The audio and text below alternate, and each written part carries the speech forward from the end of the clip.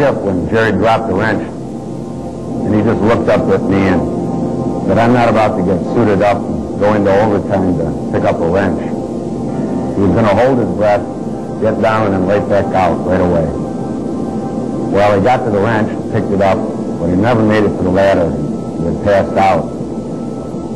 I called down to him, but he didn't answer back. It was hard to leave him, but we had to assemble the emergency rescue team.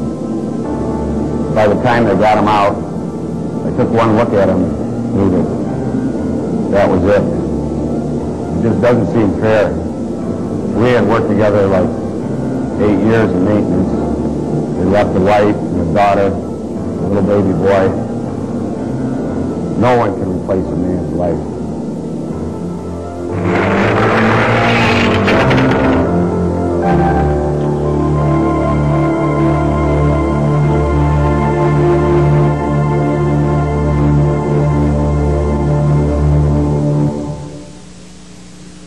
Imagine yourself trapped in a sewer full of deadly carbon monoxide, unable to escape the poisonous gas, buried alive in a bin of choking sawdust, or caught in an oil refinery tank when it explodes into flames. Fatal accidents like these have actually happened, but they could have been prevented by following the standard for permit-required confined space entry.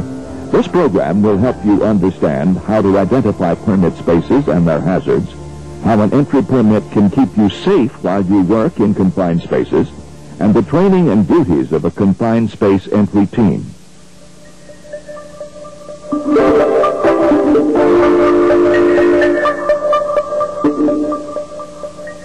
A confined space is any area large enough and so configured that an employee can bodily enter and perform assigned work, has limited means for entry and exit, and is not designed for continuous occupancy.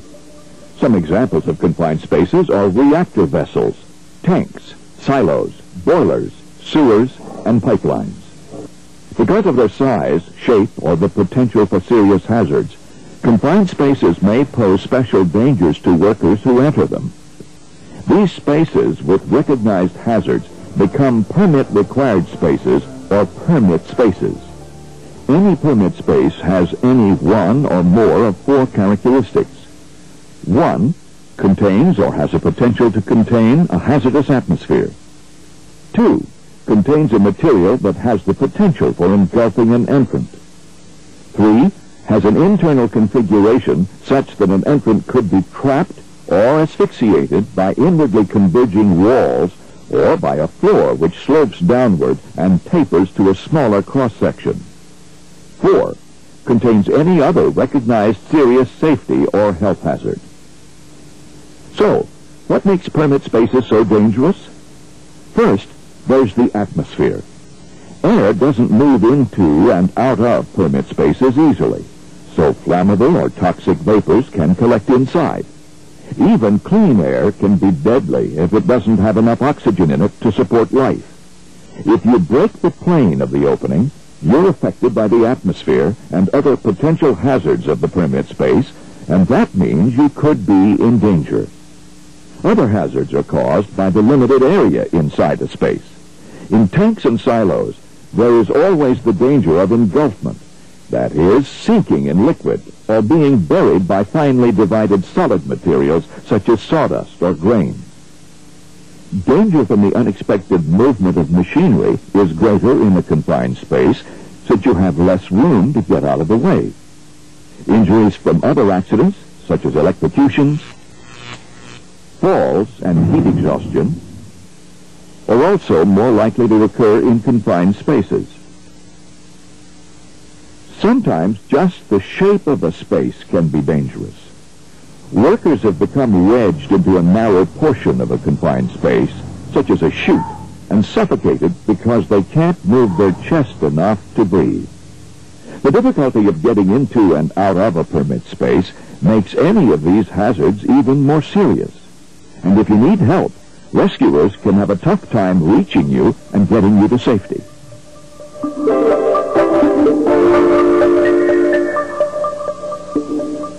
The first step in a good permit program is to evaluate each confined space in the workplace and determine which of them must be classified as permit-required spaces. Employers then must warn employees about permit areas by using signs or any other effective means, and may also erect barriers to prevent unplanned and unauthorized entry. Take these warnings seriously. The next step is to identify the specific hazards of each permit space before entry. Employers then develop procedures to control these hazards and train their employees to follow safe entry and work procedures. The employer also provides appropriate safety equipment and makes sure thoroughly trained and equipped emergency services are available. If a contractor or other outside employer plans to send workers into a permit area owned by another company, he must be informed of all hazards and any required control measures.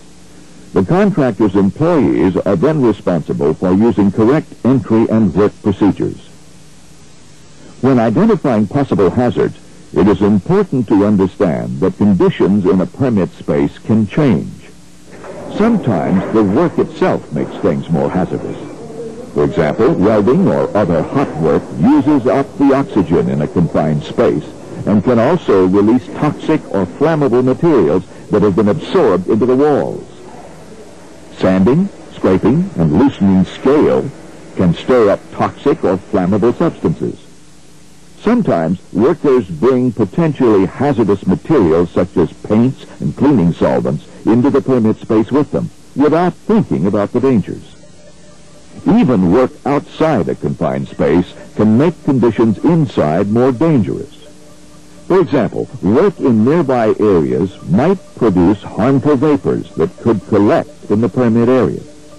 Or hot work just outside a confined space could increase the danger within it.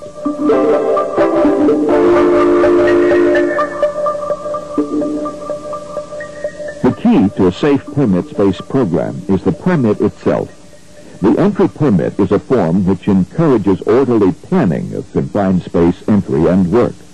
The permit provides written authorization for work in any permit-required space.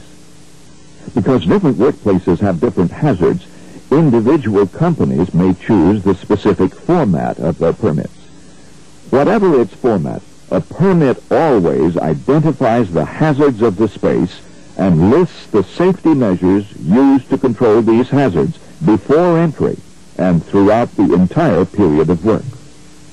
Any hot work in a permit area requires special authorization. This may be a separate hot work permit, or it can be attached to your basic entry permit. Let's look at some of the items on a typical entry permit. The permit requires certain information. The permit must identify the permit space, state the purpose of the entry, give the date and authorized duration of permit.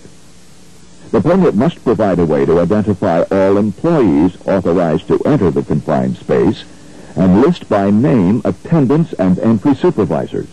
It must also have space for the name and signature of the entry supervisor authorizing entry and work.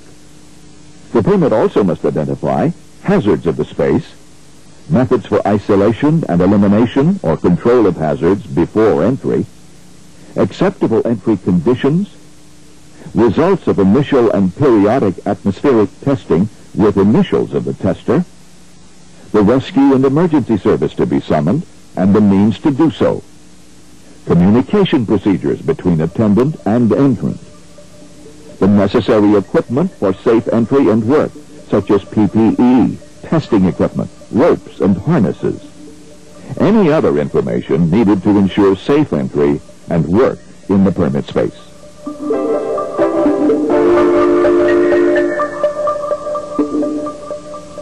Before entry can begin, the permit space must be isolated to keep potentially hazardous energy or materials from being released. Isolation from hazardous materials is often done by blanking or blinding pipes, or by disconnecting pipelines and capping the ends. Ways of preventing energy release include de-energizing electrical circuits, decoupling mechanical linkages, and securing movable parts. Once the space has been isolated, make sure the isolation stays in effect by following your company's lockout-tagout rules.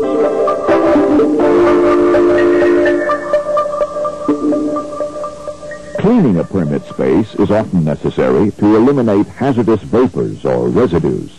Depending on the materials that might be present, the best method may involve flushing, scrubbing, steam cleaning, or purging the space or inerting the atmosphere. Your company will choose a procedure that is best suited to each situation in your workplace.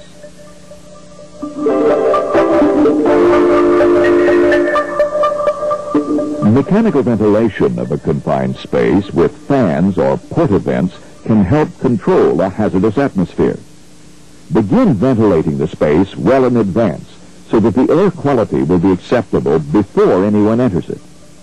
Remember, confined spaces are not uniform in shape, so make sure all areas are ventilated. If atmospheric hazards could reform, keep ventilators operating as long as the space is occupied.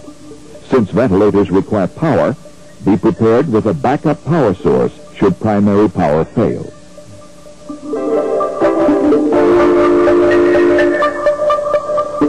Atmospheric testing is an important part of verifying that permit spaces are safe to enter. Use only approved equipment and maintain and calibrate all testers according to the manufacturer's specifications. Safety experts recommend that the first atmospheric tests be performed by remote probe before anyone enters the permit space. Test all areas and levels of the space, since heavier hazardous vapors will collect at the bottom, while lighter ones will collect at the top.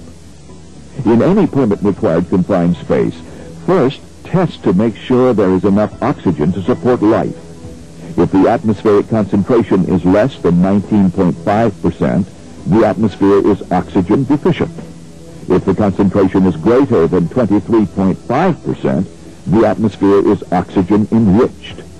Air that contains too much oxygen increases the danger of fire. After the oxygen test, check atmospheric flammability. This is measured in terms of the lower flammable limit, LFL.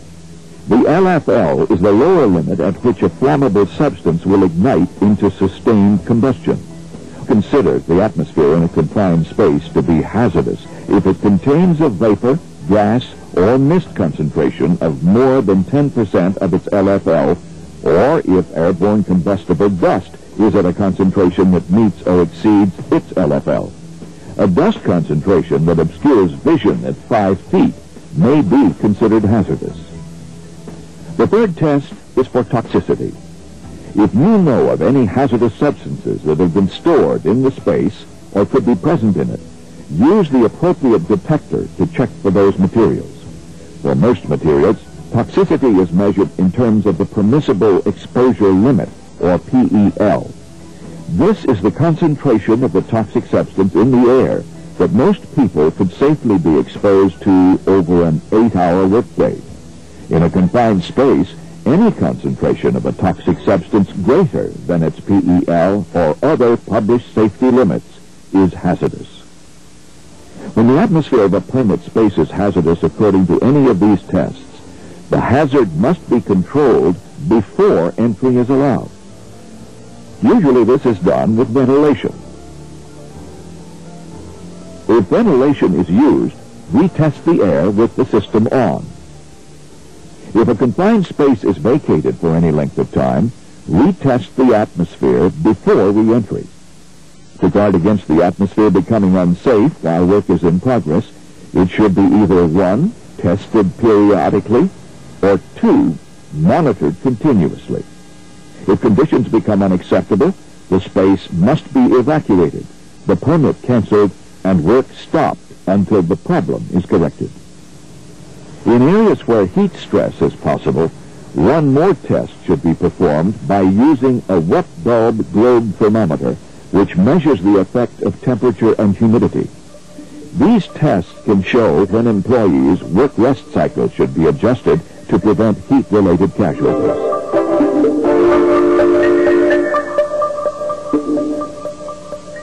Many permits list special electrical tools, lighting equipment, and other safety apparatus. Some of these items protect against electrocution and fire caused by sparking. These measures include low voltage, spark-proof tools, ground fault interrupters, and proper grounding of the vessel itself. Other equipment provides a safe way of getting into and out of the permit area. In some confined spaces, fall arresting equipment, such as a work platform, is necessary.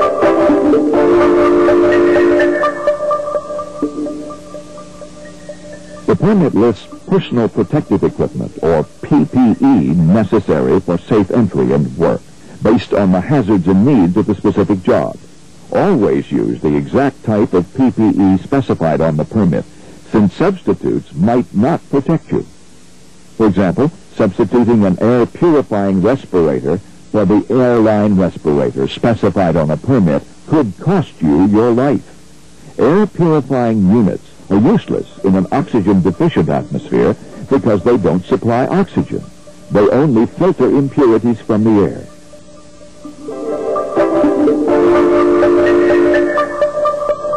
The permit lists any equipment or procedures needed for communication between those inside and outside the confined space. For example, when voice communication is impossible, radio equipment or hand signals can be used.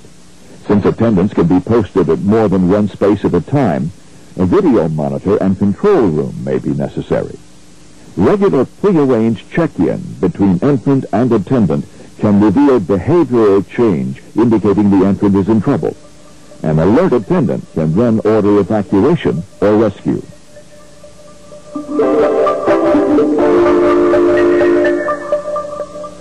Before entering a permit area, make sure any necessary on-site rescue equipment is in place. This often includes a retrieval line attached to a body harness or wrist harnesses. You should also have hoisting equipment when vertical exits are required. The permit also names the emergency service to be called, whether it's an in-plant team or one from off-site. Devices for summoning the rescue team, such as whistles, phones, or radios, must also be available. Safety experts recommend that emergency phone numbers and the location of a written emergency rescue plan also be entered on the permit. Rescue equipment and services available before entry can save vital time in an emergency. Yet remember, self-rescue has proven over and over to be the most effective method of confined space rescue.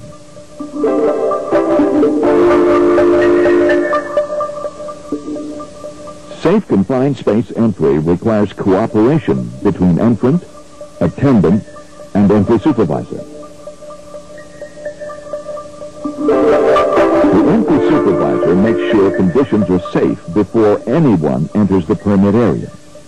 He also verifies that the permit form is filled out completely and reviews it to be sure acceptable entry conditions exist. Then he signs the permit, and only then is entry allowed. If conditions become unacceptable, the entry supervisor must cancel the entry permit and order everyone out of the space. All hazards and their causes must be identified, controlled, or eliminated. The permit can then be reissued and work resumed. The entry supervisor is also responsible for removing any unauthorized people in or near the permit space. And when work is complete, the entry supervisor cancels the permit and concludes the operation. As an attendant, you must stay at your post to observe conditions and make sure they are safe. You will have no other responsibilities that conflict with this basic duty. Like the entrant, you must know the hazards of the area and the symptoms of exposure, so you will be able to react quickly if there is trouble. Part of your job is to keep an accurate list of the authorized entrants inside the permit space, and you must communicate as necessary to monitor entrant condition and alert everyone to evacuate. You must also warn any unauthorized persons away from the space. If anyone enters the permit area without authorization, inform both entrants and entry supervisor. Perhaps your most important duty is to order all entrants out of the confined space if they are in danger. Order the evacuation in any of these situations. You observe a condition not allowed by the entry permit. You notice symptoms of exposure in any entrant.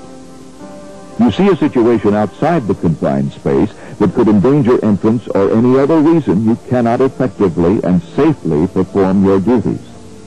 If entrants need to escape from hazards in the permit area, summon a designated rescue team immediately. Perform any non-entry rescue as you have been trained to do.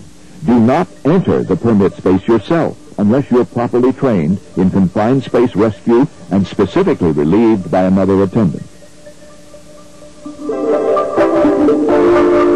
Before you enter any permit area, you must know the personal protective equipment needed and how to use it, the hazards present, plus their possible effects, and the symptoms of exposure. For example, lack of oxygen is a hazard in many confined spaces. Oxygen deficiency affects fine muscle control, which means you can't grip tools or a ladder. When your oxygen level drops, you may experience confusion, difficulty breathing, ringing in the ears, and finally, death. As an entrant, you must maintain contact with the attendant. He is your link to outside help. Leave the space immediately whenever the attendant orders an evacuation. But realize that the quickest way of reaching safety is to rescue yourself. If you initiate an evacuation, notify the attendant. Life-threatening seconds can be saved if you're prepared to leave the confined space quickly and, if possible, without help.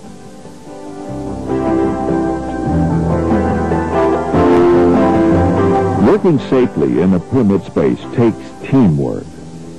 Everyone has a role to play, from the person authorizing the entry and making sure that conditions are safe, to the attendant carefully monitoring the entrant and operation, and finally to the entrant who follows the permit and understands the hazards of the confined space.